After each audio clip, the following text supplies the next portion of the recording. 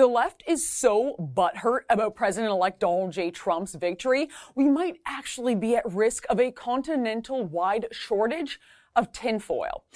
As if the $5 million fruitless recount and warnings of death by fake news weren't enough.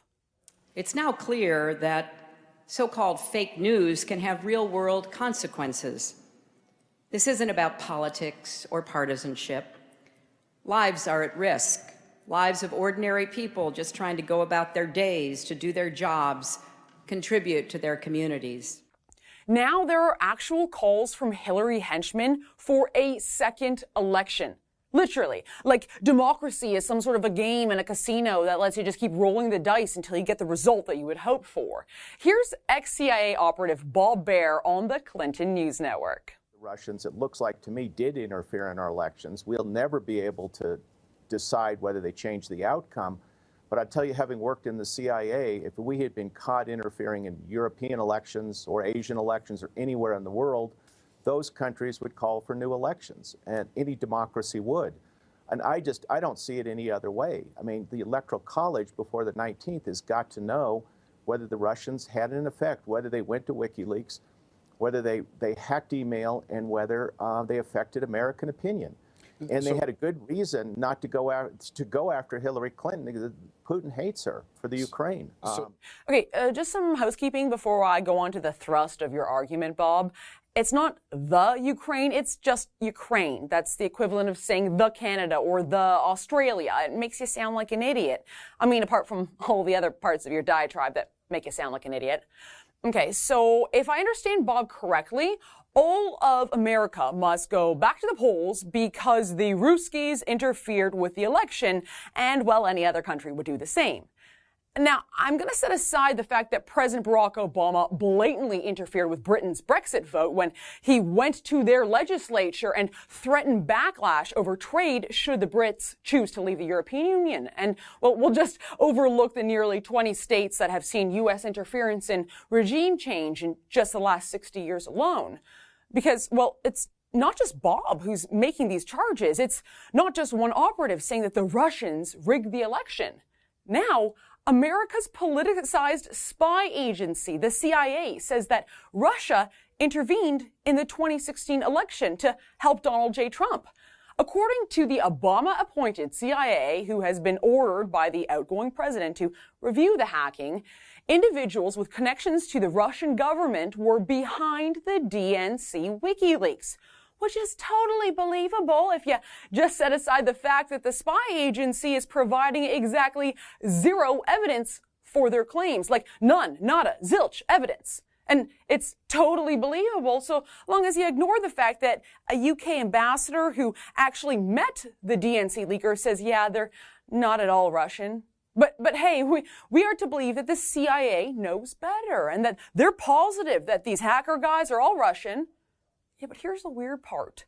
The CIA, who has been perfectly ruthless in pursuing foreign hackers through extradition, the CIA who knows that these hackers are Russian, and yet there's absolutely nobody who's going to be arrested or extradited or, if in Russia, will be made subject to more banking and or other restrictions? Yeah, it's really weird.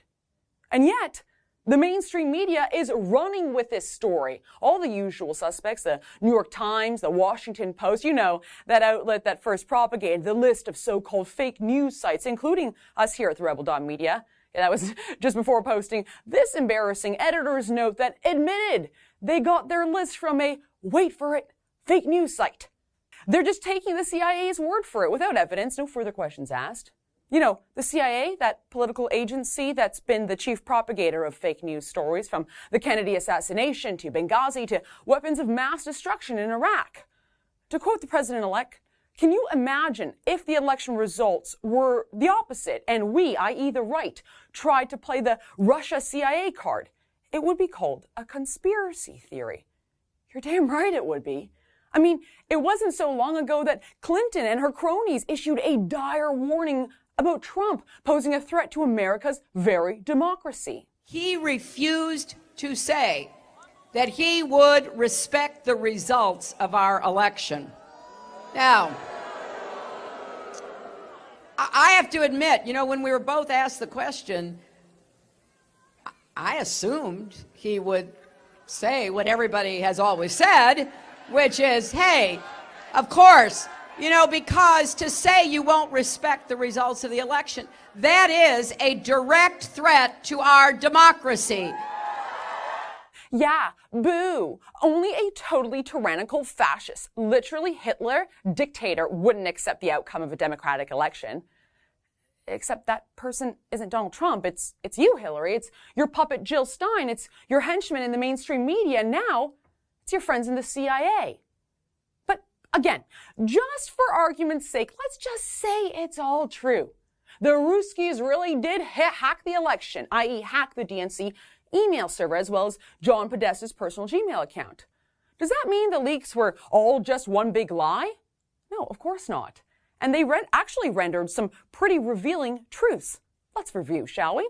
The leaks resulted in the mass resignation of the entire DNC leadership on the eve of the National Convention. It revealed that Hillary Clinton was cheating, being fed debate questions by CNN, which ultimately forced Donna Brazile out of her position as an on-air commentator.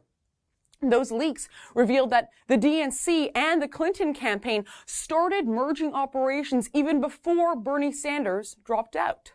It also revealed that Hillary's closed-doors remarks on crucial subjects such as the TPP, the proposed Syria no-fly zone, and Saudi Arabia. And it revealed the true operations of the Clinton Foundation, which included pay-for-play and direct personal profiteering of both Bill and Hillary Clinton from the foundation's endeavors. I could go on, but I'm going to stop here for a second because, frankly, if the media actually gave a damn about foreign influence in the White House, they would have spent a hell of a lot more time asking Hillary about the influence sold to foreigners, like tens of millions of dollars she gained through her foundation while she was Secretary of State, from nations ranging from Saudi Arabia to the UAE to Qatar. Yeah, but this isn't about fears of a foreign takeover of the White House. This CIA stunt, this BS Russian interference narrative isn't anything more than an open attempt to overthrow America's democracy. For the Rebel.media, I'm Faith Goldy. Like what you just saw? Well, for more news you can use, click below and subscribe to our YouTube channel.